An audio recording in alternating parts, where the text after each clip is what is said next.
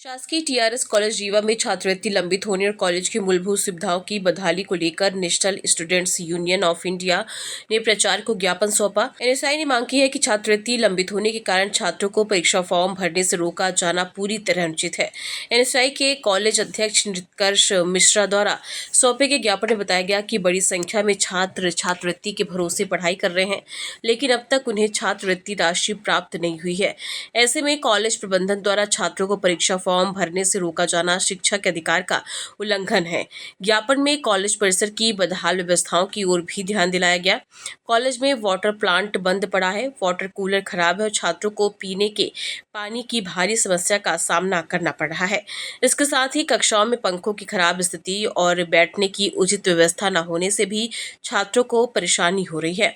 खासकर गर्मी के मौसम में हालात और भी गंभीर हो जाते हैं। छात्र नेता का कहना है कि छात्रों की छात्रवृत्ति लंबित है, फिर भी उन्हें परीक्षा फॉर्म भरने से रोका जा रहा है। ये छात्रों के भविष्य के साथ अन्याय है।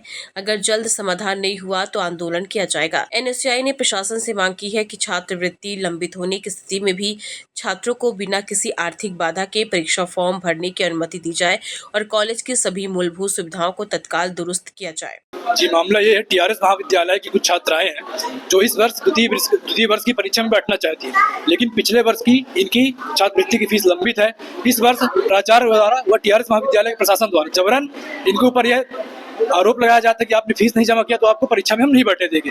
यह कहाँ का नियम कहता है कि अगर आप पिछले वर्ष की छात्रवृत्ति की शुल्क आप वापस नहीं करोगे तो एक गरीब घर की बेटी, किसान घर की बेटी कहाँ से 24,000-23,000 रुपए फीस जमा करेंगी लाकर यहाँ। हमारा पहला मुद्दा यह था कि जिन छात्राओं ने अभी परीक्षा फीस नहीं जमा की है और अपना सालाना फीस नहीं जमा किया, उन्हें भी परीक्षा में बैठने का अवसर दिया जाए। जब तक उनकी छात्रवृत्ति लंबित छात्रवृत्ति उनको नहीं मिलती है तब तक उनको बैठने का अवसर दिया जाए परीक्षा में। दूसरा सबसे बड़ा मुद्दा है, टीआरएस महाविद्यालय में पिछले 2-3 वर्ष एक वाटर प्लांट लगा था जिसकी लागत कम से कम 20 लाख रुपए थी। वह वाटर प्लांट आज 2 साल से खराब पड़ा है। ये कहती है हमने यूडब्ल्यू को सूचना दी, हमने इसको सूचना दी, हमने उसको सूचना दिया। मैं आपसे ये पूछना चाहता हूँ, जब आप सूचना देते हो वो बनता क्यों नहीं है? इसमें गड़बड़ी किसकी है? यानी 20-25 लाख रुपए का नुकसान हुआ टीआरएस महाविद्यालय में। इंदौर में दूषित पानी पीने से 24 लोगों की मृत्यु हो गई। वही दूषित पानी टीआरएस महाविद्यालय की टंकियों में और वाटर कूलर में निकलता है। हमें उस दूषित पानी को रोकने के लिए हमने इनको ज्ञापन दिया कि आप वहाँ स्वच्छ पानी पिलाएं ताकि छात्र पढ़ सके। जब छात्र स्वस्थ रहेगा तभी तो पढ़ेगा, जब छात्र पढ़ेगा तभी तो बढ़ेगा इंडिया। ये जो अभी छात्र आए थे, ये हमारे यहाँ पर SC ST OBC का जो पोस्ट मैट्रिक छात्रवृत्ति का मामला है और इसमें जो छात्राओं की फीस है वो 5,000 शो हो रही है, जबकि उनकी एक्चुअल फीस 12,000 के आसपास आती है।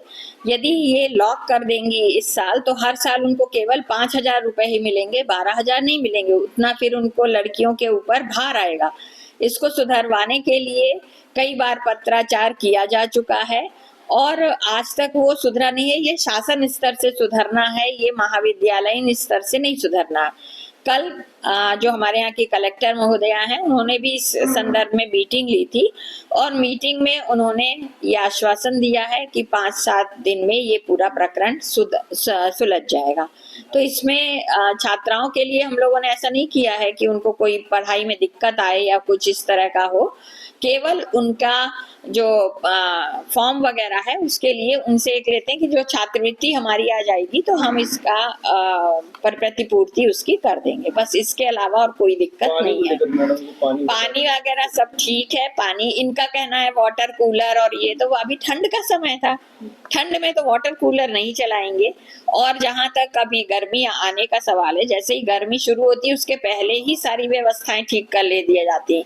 आरओ सुधरवाने का मतलब सर्विसिंग कराने का, सुधारना क्या है, सब सही है, परंतु उनका सर्विसिंग और वाटर कूलर की सर्विसिंग इसके लिए हम लोगों ने पहले ही लिख के दे दिया है, तो कार्य चालू हो रहा है।